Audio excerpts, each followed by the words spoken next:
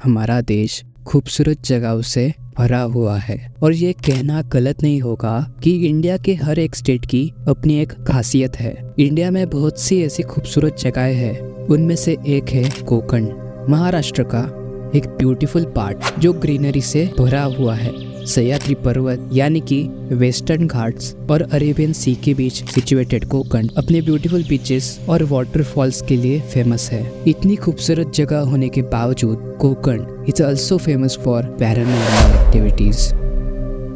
तो बिना किसी देरी के आज की स्टोरी स्टार्ट करते हैं। हेलो, मेरा नाम रोहन है और मैं मुंबई में रहता हूँ। ये स्टोरी 2018 की है, जब मैं मेरे कॉलेज के लास्ट ईयर में था। हमारे कॉलेज का लास्ट ईयर जब ख़त्म हुआ तो मैं अपने कॉलेज के दोस्तों के साथ विलेज लाइफ एंजॉय करने मेरे नाना जी के गांव कोकण आ गया। कोकण में मेरे नाना जी का एक बहुत बड़ा वाड़ा है। वाड़ा एक प्रकार का हाउस डिज़ाइन है जिसमें मल्टीपल रूम्स और वरांडाज होते हैं। मुझे आज भी याद है जब गर्मियों की छुट्टियों में मैं अपने कजिन्स के साथ इस वाड़े में खेला करता था।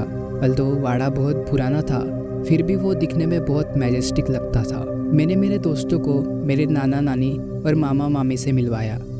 थोड़ी देर बाद हम सब अपने रूम में फ्रेश होने गए। शाम को जब हम बाहर घूमने जा रहे थे तो मेरी नज़र हमारे वाड़े के सामने वाले घर पर पड़ी। वो बहुत पुराना घर था। मुझे याद है बचपन में मेरे नाना नानी मुझे और मेरे कजिन्स को इस घर के आसपास भी जाने से मना करते थे। बचपन में एक बार खेलते खेलते मैं गलती से उस घर के आंगन में चला गया था। तब मुझे मेरी माँ ने बहुत डांटा था। सब बोलते थे कि उस घर में भूत है और हम इसी डर के वजह से उस घर से दूर ही रहा करते थे। पर मुझे उस घर की रियल स्टोरी कभी पता ही नहीं चली। मैंने मेरे दोस्तों को उस घर के बारे में बताया कि ये हॉन्टेड हाउस है। मेरे सारे दोस्त मुझ पर हंसने लगे। हंसी तो मुझे भी आ रही थी, पर बचपन का डर अभी भी मेरे अंदर था। तो मैंने मेरे दोस्तों के साथ उस घर के अंदर जाने का प्लान बनाया। मुझे वो घर में ऐसा क्या है जिससे दूर रहने के लिए मेरे नाना नानी मुझे हमेशा मना करते थे, ये जानना था। उसी रात जब मेरे नाना और नानी दोनों सो गए तो मैं और मेरे दोस्त वाड़े से बाहर आ गए और उस घर के सामने खड़े हो गए। कुछ देर पहले हम जिस घर के हॉन्टेड होने पर हंस रहे थे, रात में वो घर बहुत डरावना दिख रहा था। हम में से किसी की भी उस घर में जाने की हिम्मत ही नहीं हो रही थी, पर हिम्मत करके हम सब उस घर की डोर के पास आ गए। हम दरवाजे को धक्का ही दे रहे थे, इतने में वो दरवाज़ा टूट कर गिर गया। जैसे ही वो दरवाज़ा गिरा, हम सबको एक सडन कोल्ड एयर का एहसास हुआ। हम हिम्मत करके घर में एंटर किए। हम सब मोबाइल की फ्लैशलाइट ऑन करके घर के अंदर का एरिया देख रहे थे। घर में हर तरफ धूल और मकड़ी के जाले थे। जब से हम उस घर में एंटर किए थे, मैंने नोटिस किया कि टेम्परेचर बहुत कम हो गया है। हमें ठंड लगने लगी थी, अल्दो ये समर सीजन था।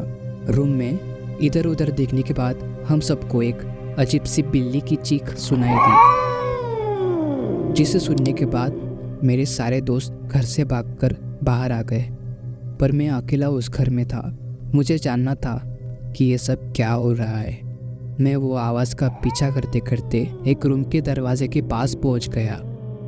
मैंने जैसे ही वो दरवाज़ा खोला, मेरे सामने एक बहुत बड़ी वाइट फिगर खड़ी थी, जिसे देखने के बाद मैं सीधा बेहोश हो गया था। जब मेरी आँख खुली तो मैंने देखा कि मेरी नानी मेरे साइड में ही बैठी थी। मेरे नाना, मेरे मामा मामी और मेरे दोस्त भी मेरे सामने ही बैठे थे। वो सब मुझे देखकर खुश थे। मैं पूरे 3 दिन बाद होश में आया था।